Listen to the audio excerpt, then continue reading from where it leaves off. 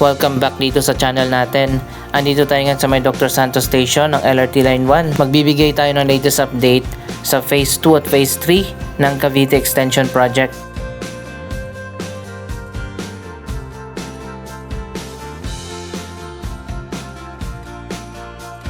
Isang hindi magandang balita ayon pa rin sa Department of Transportation, hindi pa rin tapos ang right-of-way issue sa LRT Line 1.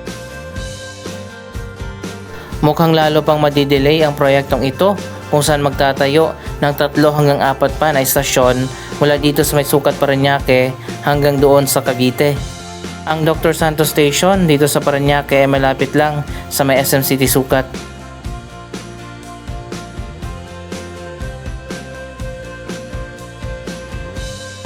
Last week ay nabalitaan nyo naman siguro na sinabi ng Department of Transportation hindi pa rin talaga naayos ang right-of-way issue para sa LRT Line 1 Cavite Extension Project.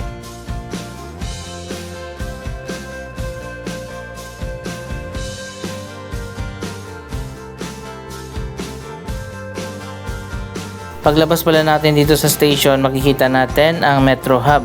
Yan ay all-in-one convenience store, coffee shop, eatery at souvenir store.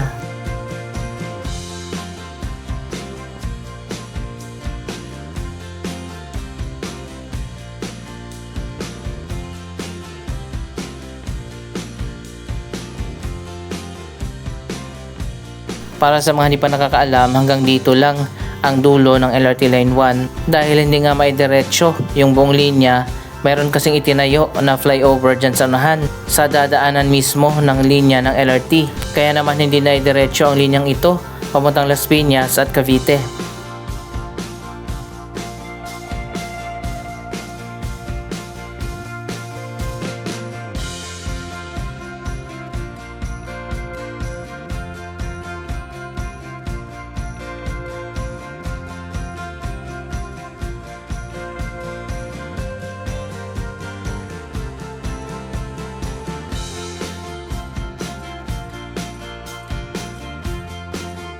Paglabas natin dito sa station, nagtayo ang LRT ng terminal. Malawak kasi itong area, mabuti na lang at napapakinabangan na itong terminal.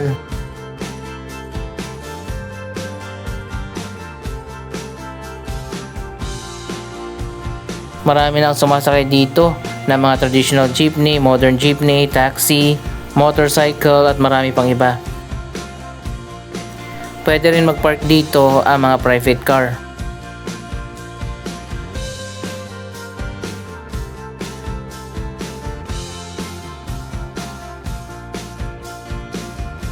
Malawak pa yung capacity ng terminal. Ayan, makikita nyo naman, marami pa dito na mga bay ang bakante.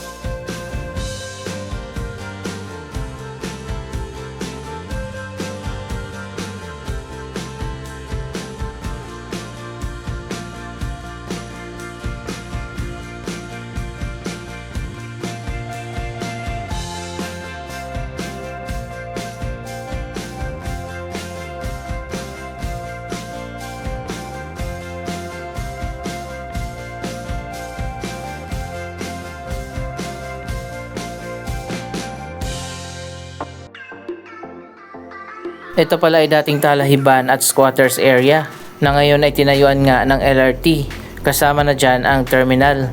Dahil nasimulan na nga ang development dito, kaya naman nagtutuloy-tuloy na rin ang development sa iba pang mga katabing lugar.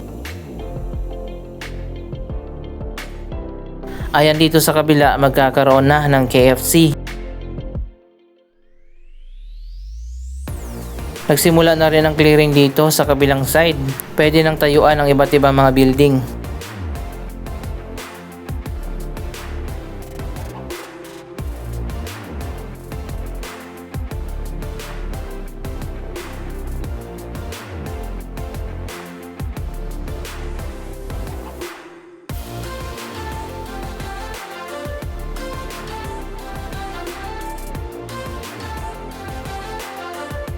Ayan guys, ito na yung bagong KFC dito sa kanto. Simula na yan ang development dito sa area.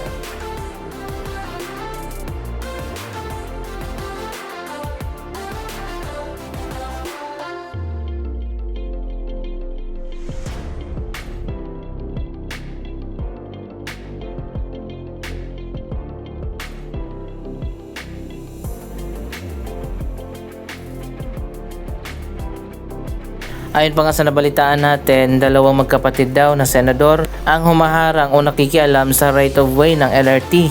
Kaya naman hanggang sa ngayon hindi pa rin ito masolve para matuloy na sana ang proyekto.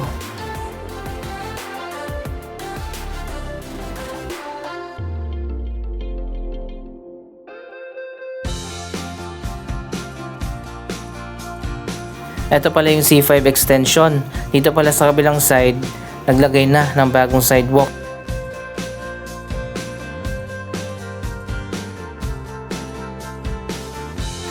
May clearing na rin dyan at inayos na, tinaasan na yung wall ng creek.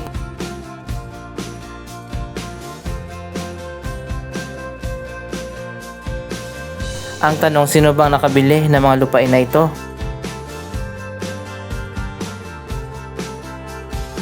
Sobrang lawak na ng mga nabili nila mula Parañaque, Las Piñas, Muntinlupa hanggang Bacoor, Imus at Dasma. Kung pagsasama-samahin na ang lahat ng mga yan, parang kasing laki na o kalahati ng Metro Manila.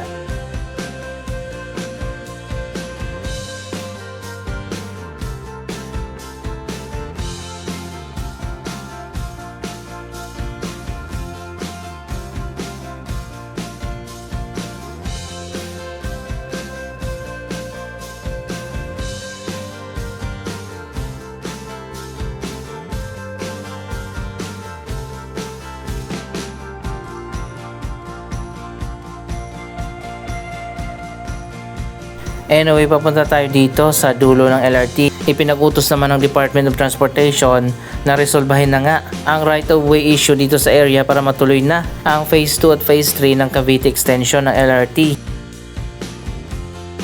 Magtatayo ng Las Piñas Station, Zapote Station, Niog Bacoor Station at posible na idagdag pa ang Talabas Station.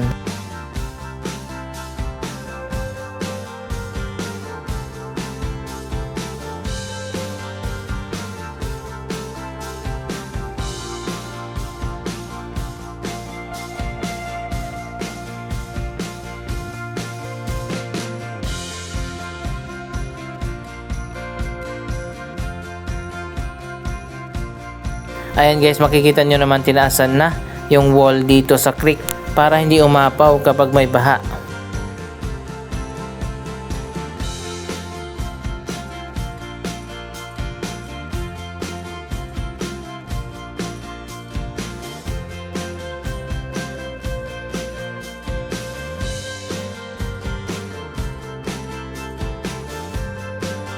Tingnan nyo, sobrang lawak ng mga property dito, mga dating squatters area.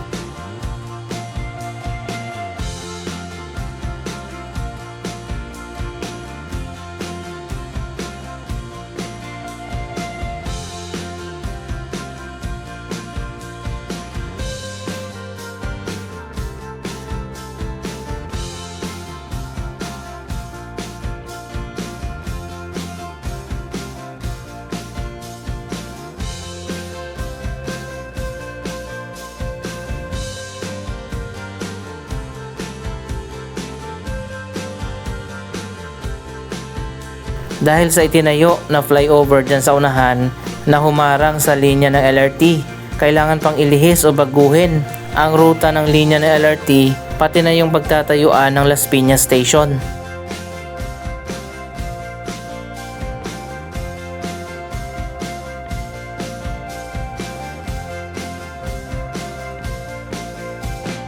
Malaking perwisyo talaga ang nangyari kaya naman hindi na natuloy ang Phase 2 at Phase 3.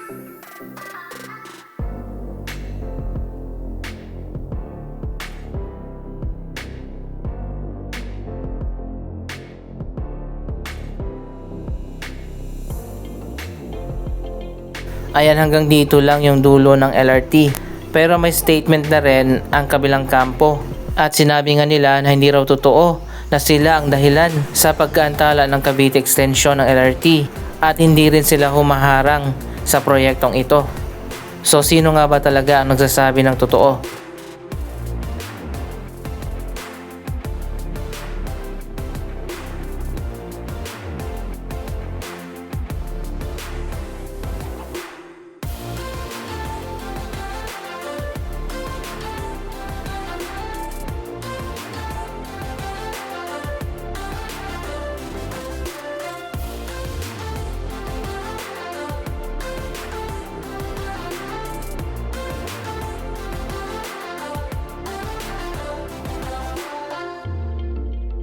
And kung titingnan natin, dito inilihis sa kaloob-looban yung station. Pwede rin siguro diniretso na lang sana yung LRT papuntang Sukat Highway at iba na lang yung linya na papunta ng Cavite.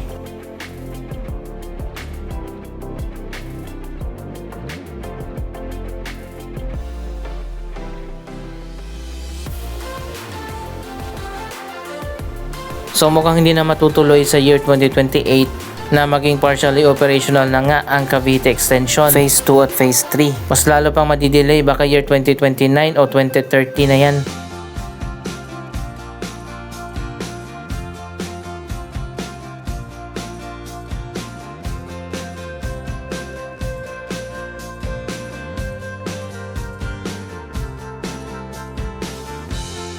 Konting lakad lang dito sa unahan, nasa likod na tayo ng SM City Sukat.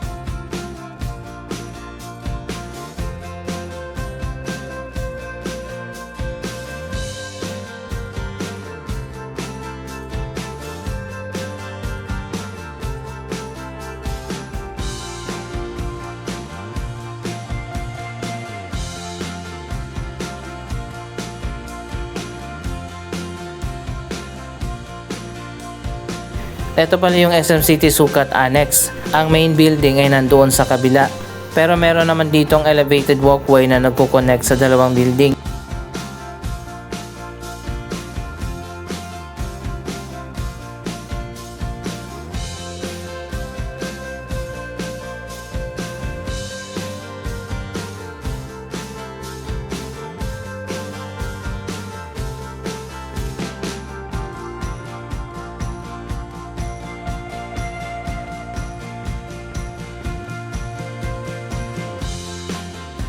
Nandito rin sa gitna ang exit ramp ng C5 extension.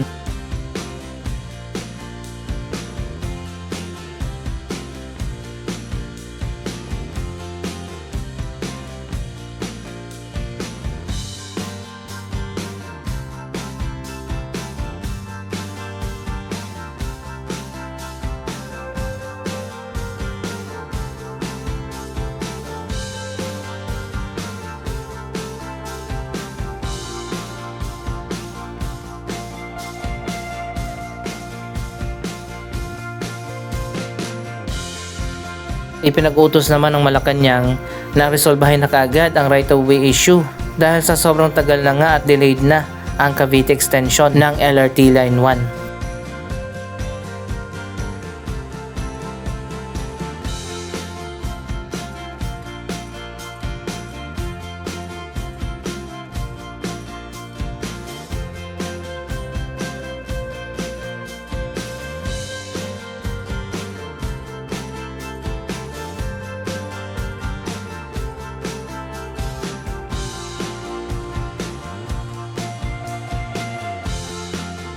Sana nga next year maayos na ang right-of-way issue at masimulan na agad ang pagtatayo sa 3 pa hanggang 4 na bagong station.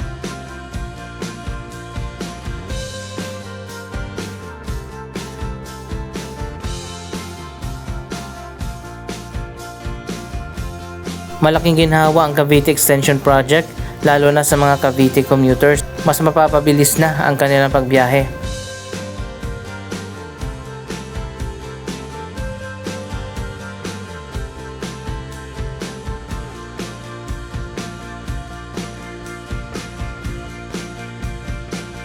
Kaya nga binili itong 4th generation trains bilang paghahanda sa dagdag na volume ng mga pasahero. Inaasahan na kasi noon na may diretsyo na nga ang linya hanggang sa Cavite.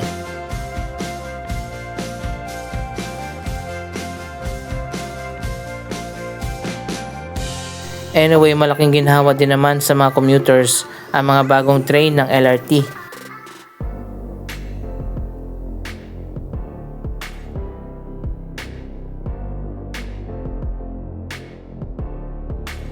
Anong masasabi nyo sa balitang ito? Mag-comment lamang dyan sa baba ng inyong mga reaksyon.